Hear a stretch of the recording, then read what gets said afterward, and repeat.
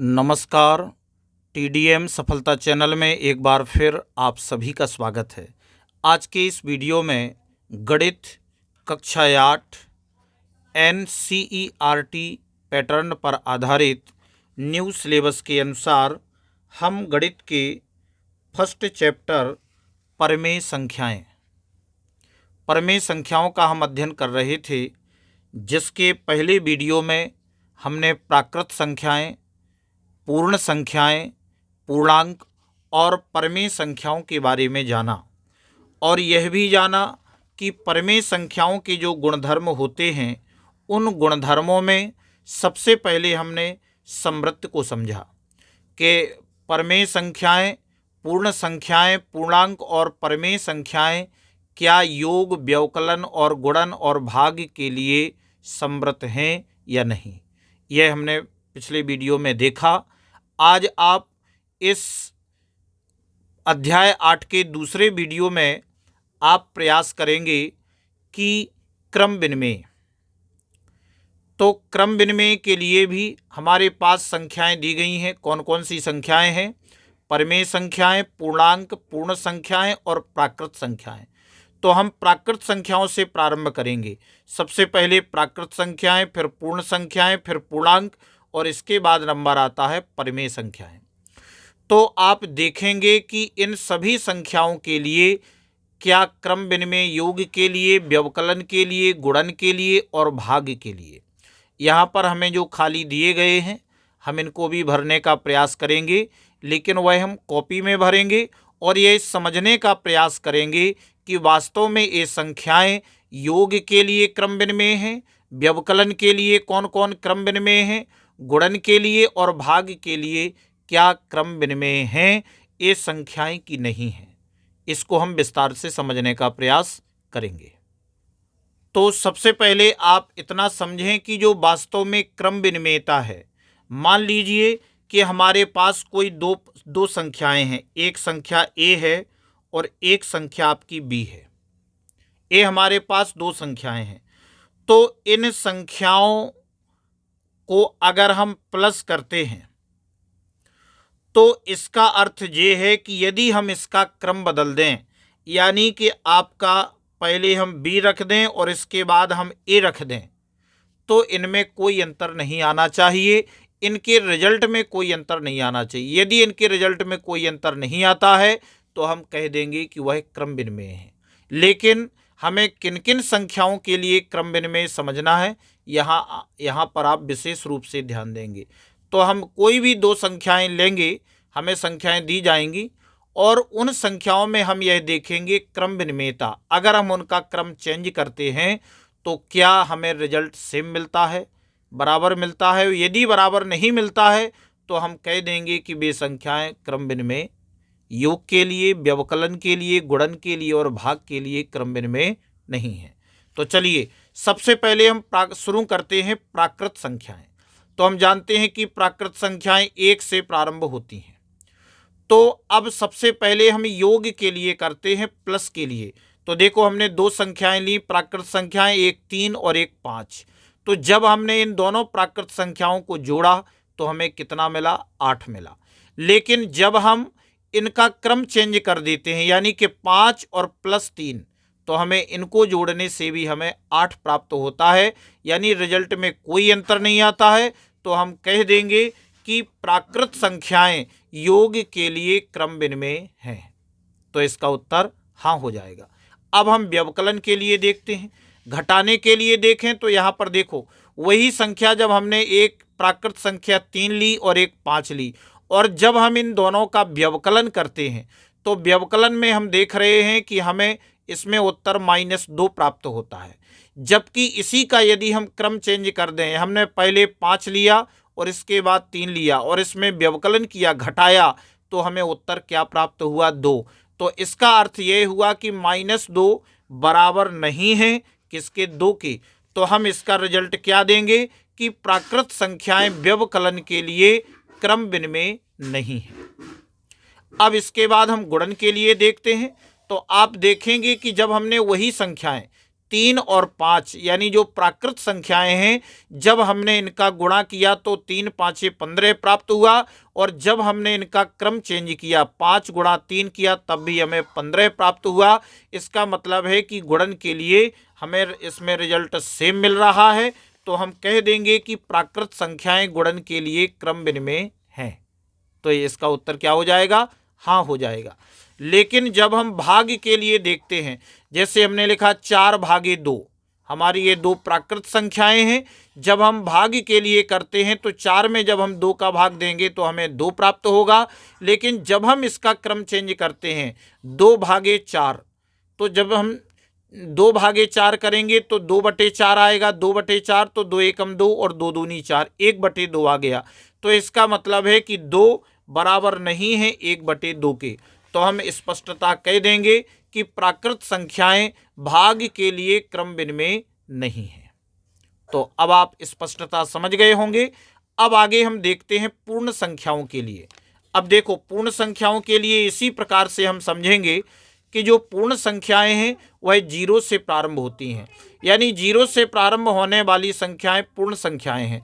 अब जब हम इनके योग के लिए क्रम विनिमय करेंगे तो हमने एक पूर्ण संख्या 0 ले ली और दूसरी पूर्ण संख्या 3 ले ली। जब हमने इनको जोड़ा तो हमें 3 प्राप्त हुआ। लेकिन जब हम इनका क्रम विनिमय करते हैं तो 3 + 0 करते हैं तब भी हमें 3 ही प्राप्त होता है, यानी कि रिजल्ट हमें सेम प्राप्त हो रहा है। तो हम कह देंगे कि पूर्ण संख्याएं योग के लिए क्रम विनिमय हैं। लेकिन जब हम व्यवकलन के लिए करते हैं, अब व्यवकलन के लिए देखो, एक पूर्ण संख्या हमने 2 ले ली और दूसरी हमने 3 ले ली। जब हम इनका व्यवकलन करते हैं, घटाते हैं, तो हमें इसमें से -1 प्राप्त होता है। और जब हम इन्हीं संख्याओं का क्रम विनिमय करते हैं, यानी 3 हमने पहले लिया, 2 बाद में लिया और इनका व्यवकलन करते हैं तो 3 में से 2 घटाया तो प्लस का 1 प्राप्त हुआ, अर्थात -1 इसमें बराबर नहीं है 1 के। तो हम कह सकते हैं कि पूर्ण संख्याएं व्यवकलन के लिए क्रम विनिमय नहीं है। अब हम गुणन के लिए चेक करते हैं। तो आप यहाँ पर देखेंगे कि जब हम एक पूर्ण संख्या 2 का गुणा 5 से करते हैं तो हमें 10 प्राप्त होता है, और जब हम इन्हीं पूर्ण संख्याओं का क्रम विनिमय यानी 5 गुणा 2 करते हैं तब भी हमें 10 प्राप्त होता है, यानी कि मान हमें समान प्राप्त हो रहे हैं। तो हम कह देंगे कि पूर्ण संख्याएं गुणन के लिए क्रम विनिमय हैं। लेकिन जब हम पूर्ण संख्याओं का भाग के लिए करते हैं, अब भाग के लिए आप समझें तो यानी 2/3 तो आएगा 2/3। लेकिन जब हम 3/2 करते हैं तो हमें 3/2 प्राप्त होता है, अर्थात यह आपका क्रम विनिमय नहीं है। तो हम कह देंगे कि पूर्ण संख्याएं भाग के लिए क्रम विनिमय नहीं है। अब हम आगे बढ़ते हैं पूर्णांक के लिए। अब आप पूर्णांक में देखें कि पूर्णांक में जो होती हैं संख्याएं 0 से प्रारंभ होती हैं और प्राकृत संख्याओं के इसमें ऋणात्मक अंक भी शामिल होते हैं। तो अब आप इसमें योग के लिए समझें सबसे पहले कि हमने एक पूर्णांक -2 लिया और दूसरा पूर्णांक हमने 5 लिया। जब हम इन पूर्णांकों का योग करेंगे तो हमें प्लस के 3 प्राप्त होंगे। लेकिन जब हम इनका क्रम चेंज कर देंगे यानी 5 प्लस और माइनस का 2, तब भी हमें प्लस के 3 प्राप्त होते हैं। तो इसका अर्थ हुआ कि पूर्णांक योग के लिए क्रम विनिमय है। योग के लिए क्या है? यह क्रम विनिमय है। अब आगे हम व्यवकलन के लिए देखते हैं। तो अब आप व्यवकलन के लिए देखेंगे तो हमें एक पूर्णांक होता है 4 और दूसरा पूर्णांक है 8। जब हम इन दोनों का व्यवकलन करते हैं तो हमें उत्तर में -4 मिलता है। लेकिन जब हम इनका क्रम चेंज करते हैं 8 - 4 करते हैं तो हमें प्लस का 4 प्राप्त होता है। तो इसका अर्थ है कि यह -4 इस +4 के बराबर नहीं है। तो इसका अर्थ क्या हुआ कि पूर्णांक व्यवकलन के लिए आपका क्रम विनिमय नहीं है। अब हम गुणन के लिए चेक करते हैं। तो आप देखेंगे कि एक यही पूर्णांक -2 और 5 का जब हम गुणा करते हैं तो 2 पंचे 10 माइनस के 10 प्राप्त होते हैं। और जब हम इनका क्रम विनिमय चेंज करते हैं यानी 5 गुणा -2 तब भी हमें -10 प्राप्त होता है। तो इसका अर्थ ये हुआ कि पूर्णांक व्यवकलन के लिए गुणन के लिए आपका क्रम विनिमय है। लेकिन जब हम भाग के लिए करते हैं, अब भाग में देखें, जैसे हमने 4/2 किया तो हमें 2 प्राप्त हुआ, लेकिन जब हम 2/4 करते हैं तो हमें 1/2 प्राप्त होता है, जो कि भाग के लिए आपका यह क्रम विनिमय नहीं है। कौन? पूर्णांक। पूर्णांक भाग के लिए क्रम विनिमय नहीं है। लेकिन अंत में जब हम परमेय संख्याओं के बारे में देखते हैं कि परमेय संख्याएं कौन होती हैं, तो परमेय संख्याओं का हम योग के लिए हल करते हैं तो एक परमेय संख्या -1/2 है और दूसरी परमेय संख्या 1/3 है। और जब हम इन दोनों परमेय संख्याओं का योग करते हैं तो दोनों का एलसीएम 6, तो 2 तिहाई 6 -3 प्लस 3 दूनी 6 2 और 2 एकम 2, तो -3 में से जब हमने 2 घटाया तो -1/6 प्राप्त होता है।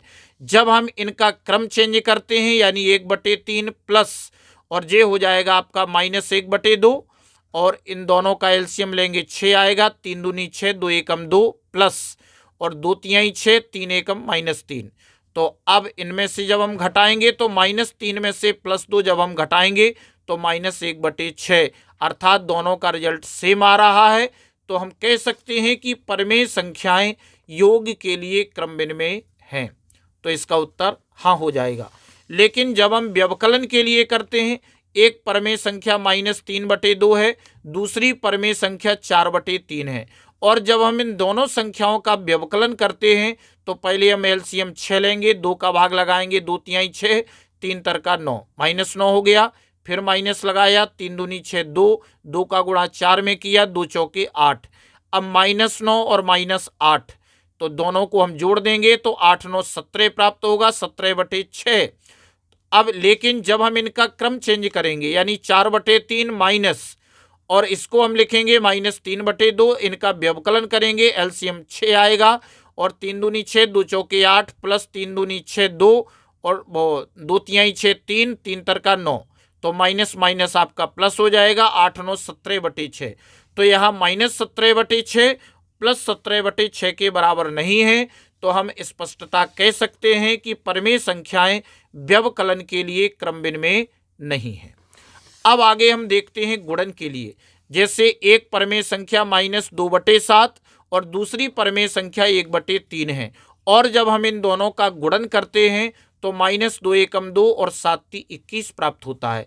लेकिन जब हम इनका क्रम चेंज करते हैं, 1/3 गुणा -2/7 गुणा करते हैं तो -2 एकम 2 और 3 7 21, तो हमें इन दोनों का रिजल्ट सेम प्राप्त होता है। इसका अर्थ ये हुआ कि परमेय संख्याएं गुणन के लिए क्रम विनिमय हैं। लेकिन इसके बाद जब हम भाग के लिए ट्राई करते हैं कि एक परमेय संख्या 1/5 और दूसरी परमेय संख्या 2/3 है, जब हम इन दोनों का भाग करते हैं तो सरल करने के लिए 1/5 और भाग की जगह जब हम गुणा का निशान लगाते हैं तो हम इस परमेय संख्या को पलट देते हैं, यानी हर अंश बन जाएगा और अंश हर हो जाएगा। जब हम सरल करते हैं तो 3 एकम 3 और 2 पंचे 10। लेकिन जब हम इनका क्रम चेंज करते हैं 2/3 भागे 1/5, तो आप देखेंगे कि 2/3 और भाग की जगह गुणा लगाया, संख्या को हमने पलट दिया, 5/1 गुणा किया तो 2 पंचे 10 और 3 एकम 3। तो यहाँ पर यह आपका सेम यानी बराबर नहीं आ रहा है, तो हम कह देंगे कि यह परमेय संख्याएं भाग के लिए क्रम विनिमय नहीं है। तो इस प्रकार से ये जो आप तालिका देख रहे हैं तो इसको आपको याद रखना है, यह बहुत ही महत्वपूर्ण है। अब आगे हम देखेंगे परमेय संख्याओं का तीसरा गुणधर्म है साहचर्यता। इसमें हम प्रयास करेंगे तो साहचर्यता के लिए भी हमें जो सारणी दी गई है, तो इस सारणी में आप समझेंगे कि जो संख्याएं हमें दी गई हैं और साहचर्य के लिए हमें चेक करना है। तो हम किस प्रकार से चेक करेंगे? जिस प्रकार से अभी हमने 2 को किया है उसी प्रकार से यहाँ भी आप चेक करेंगे। तो सबसे पहले आप देखेंगे कि साहचर्य के लिए हम 3 संख्याएं लेते हैं। जैसे 3 आपने संख्याएं ली A, B और C, यानी इसी प्रकार से हम एक बार और लिख लेते हैं ABC। तो आपको ये समझना है कि साहचर्य के लिए हम ग्रुप का प्रयोग करेंगे। तो एक बार हम क्या करेंगे कि A + B में ग्रुप कर देंगे और +C करेंगे। फिर दूसरी बार में हम ए को बाहर कर देंगे और बी प्लस सी का ग्रुप करेंगे। यानी कि साहचर्य के लिए ए आपका महत्वपूर्ण सूत्र रहेगा। ये आपको ध्यान रखना है, साहचर्य के लिए ए आपका महत्वपूर्ण सूत्र है, यानी इसको आप ध्यान देंगे। अब एक चीज और इसमें विशेष ध्यान देंगे कि इनका जो हमने ग्रुपिंग किया है, ग्रुप बनाया है, इसको आप चाहें तो ए को छोड़ करके बी प्लस सी का यहाँ बना लेंगे और यहाँ बना लेंगे ए प्लस बी का बना सकते हैं। तो आप किसी भी प्रकार से इसका उपयोग कर लेंगे, इसमें कोई परेशानी नहीं है। तो देखते हैं साहचर्य के लिए सबसे पहले प्राकृत संख्याएं। तो प्राकृत संख्याएं हम जानते हैं 1 से प्रारंभ होती हैं। तो यहाँ पर हमने 3 संख्याएं ली, 2, 3 और 4, 2, 3 और 4। संख्याओं को हम क्रम से लिखेंगे, केवल इसमें ग्रुपिंग पर विशेष ध्यान देंगे। जैसे सबसे पहले हमने इसके अनुसार 2 + 3 में ग्रुप किया, तो 2 + 3 5 + 4 5 4 9। अब हम यहाँ देखते हैं कि 2 और 3 + 4 7 7 + 2, यानी इसमें से मारा, यानी प्राकृत संख्याएं योग के लिए, देखो प्राकृत संख्याएं योग के लिए साहचर्य हैं। लेकिन जब हम व्यवकलन के लिए चेक करते हैं, तो व्यवकलन में देखें हमने 3 संख्याएं ली, 1 2 3 और 1 2 3। और जब हमने इन संख्याओं में जब हमने व्यवकलन किया तो हमने ग्रुपिंग की, तो 1 - 2 में -1 और -3, तो -1 -3 -4 बराबर। अब यहाँ देखते हैं कि 1 माइनस और 2 - 3 में -1 आया, माइनस माइनस प्लस हो गया, तो +1 और +1 जी आपका 2, यानी कि ए आपका बराबर नहीं है। तो इसका मतलब है कि प्राकृत संख्याएं व्यवकलन के लिए साहचर्य नहीं है। अब इसके बाद हम गुणन के लिए चेक करते हैं। तो गुणन के लिए देखें, जब हमने संख्याएं 1 2 3 और 1 2 3 जब हम इनमें गुणा किया, तो 2 एकम 2 गुणा 3 2 तिहाई 6। और यहाँ देखते हैं कि 1 × 2 × 3, तो 1 × 2 तिहाई 6, 6 एकम 6, यानी कि गुणन के लिए आपकी प्राकृत संख्याएं साहचर्य हैं। तो ये आपका ये हाँ हो जाएगा। लेकिन जब हम भाग के लिए चेक करते हैं, तो भाग के लिए आप देखें, जैसे हमने 8 2 और 4 तीन संख्याएं ली, और यहाँ पर 8 2 4, जब हम इनमें भाग की संक्रिया की तो ग्रुपिंग किया, तो देखो अब 8 भागे 2, 2 का भाग 8 में दिया, 4 भागे 4, 4 का भाग 4 में दिया, 1 आया। लेकिन यहाँ देखते हैं कि 8 भागे अब 2/4, 2/4, 2 एकम 2, 2 दूनी 4, यानी 1/2। 1/2 को सरल करेंगे, भाग की जगह गुणा आएगा, 2/1 आएगा, 2/16, यानी कि 1 आपका बराबर नहीं है 16 के। तो इसका अर्थ यह हुआ कि प्राकृत संख्याएं किसके लिए, भाग के लिए आपका साहचर्य नहीं है। तो आपका यहाँ पर हो जाएगा भाग के लिए साहचर्य नहीं है प्राकृत संख्याएं। अब इसी प्रकार से हम पूर्ण संख्याओं के लिए देखेंगे। पूर्ण संख्याएं 0 से प्रारंभ होती हैं। तो पूर्ण संख्याओं में आप समझेंगे सबसे पहले योग के लिए, तो देखो 3 पूर्णांक के लिए 1 + 2 + 3, 1 + 2 + 3, इनकी ग्रुपिंग की। ग्रुपिंग करने के बाद अब हम देखते हैं कि 1 + 2 3, 3 + 3 आपका 6 हो गया, 1 और 3 2 5, 5 और 1 6, यानी पूर्ण संख्याएं योग के लिए क्रम विनिमय हैं, साहचर्य हैं, यानी पूर्ण संख्याएं योग के लिए साहचर्य हैं। अब इसके बाद हम व्यवकलन के लिए देखते हैं। तो देखो हमने 3 पूर्णांक 3 4 5, 3 4 5, और इनमें हमने क्या कर दिया, व्यवकलन किया, माइनस लगाया और ग्रुपिंग कर दी। तो यहाँ पर -1 -5 -6, और यहाँ देखते हैं 3 माइनस, अब 4 - 5 -1 -+1 और 3 + 4, यानी कि आपका -6 बराबर नहीं है 4 के। तो इसका अर्थ हो गया कि पूर्ण संख्याएं व्यवकलन के लिए साहचर्य नहीं है। अब इसके बाद हम गुणन के लिए चेक करते हैं। तो आप देखेंगे कि 3 संख्याएं 2 3 4, 2 3 4, और इनकी ग्रुपिंग की, तो 2 तिहाई 6 × 4, तो 6 चौकी 24। यहाँ देखते हैं कि 2 × 3 चौके 12, 12 दूनी 24, यानी कि पूर्ण संख्याएं गुणन के लिए साहचर्य हैं। लेकिन जब हम पूर्ण संख्याओं में भाग के लिए करते हैं साहचर्य, तो आप देखेंगे संख्याएं 10 5 2, 10 5 2। अब यहाँ देखते हैं ग्रुपिंग की, तो ग्रुपिंग करने पर 5 दूनी 10, 2 भागे 2, यानी 2/2 यानी 1। लेकिन यहाँ देखते हैं 10 भागे, अब 5/2, 10 में देंगे 10 गुणा, भाग की जगह गुणा, संख्या हमने पलट दी 2/5। तो अब कितना हो गया ये, तो आपके आ गया 2 पंचे 10, 2 दूनी 4, यानी 1 बराबर नहीं है 4 के। तो इसका मतलब है कि पूर्ण संख्याएं भाग के लिए साहचर्य नहीं है। लेकिन जब हम पूर्णांक के लिए चेक करते हैं, अब आप पूर्णांक के लिए आ जाएं। पूर्णांक जो होते हैं वो सभी धनात्मक और ऋणात्मक संख्याएं होती हैं। लेकिन पूर्णांक में जब हम योग के लिए प्रारंभ करते हैं तो योग के लिए हमने संख्याएं ली 0 1 2 0 1 2। अब हम इनमें ग्रुपिंग करते हैं। अब आप ग्रुपिंग करेंगे तो आप देखेंगे कि जे हमने इस प्रकार से ग्रुपिंग की है। तो अब आप देखेंगे कि 1 + 2 3 आ गया, और यहाँ देखते हैं 0 1 + 2 3 और 3 0 3, यानी कि यह पूर्णांक योग के लिए साहचर्य है। अब जब हम व्यवकलन के लिए देखते हैं तो हमने संख्याएं ली 3 4 5 3 4 5। अब हमने इनकी क्या की, ग्रुपिंग की। इसको ग्रुपिंग कर दिया और हमने इसका ग्रुपिंग कर दिया। तो अब आप देखेंगे कि 3 4 -1 और -5 हो गया -6, और इधर देखते हैं 3 माइनस, यहाँ -1 बचेगा, माइनस माइनस प्लस, तो 3 और 1 4। तो इसका मतलब हो गया कि -6 बराबर नहीं है 4 के। तो इसका अर्थ क्या हुआ कि पूर्णांक आपके पूर्णांक व्यवकलन के लिए साहचर्य नहीं है। अब हम गुणन के लिए चेक करते हैं तो संख्याएं हैं आपकी 5 6 7 5 6 7, और जब हम इनका ग्रुपिंग करते हैं तो आप देखेंगे कि 5 छक्के 30 गुणा 7 7 21 210, और यहाँ देखते हैं कि 5 गुणा 6 7 42 42 पंचे 210, यानी कि पूर्णांक गुणन के लिए साहचर्य है। लेकिन जब हम पूर्णांक को भाग के लिए चेक करेंगे तो देखो, भाग के लिए चेक करेंगे, संख्याएं हैं 12 6 3 12 6 3, और इनमें हमने भाग की संक्रिया की। और जब हम इनका ग्रुपिंग करते हैं तो ग्रुपिंग में आप देखेंगे कि 6 दूनी 12 2 आ गया, 2 भागे 3, तो ये हो गया 2/3।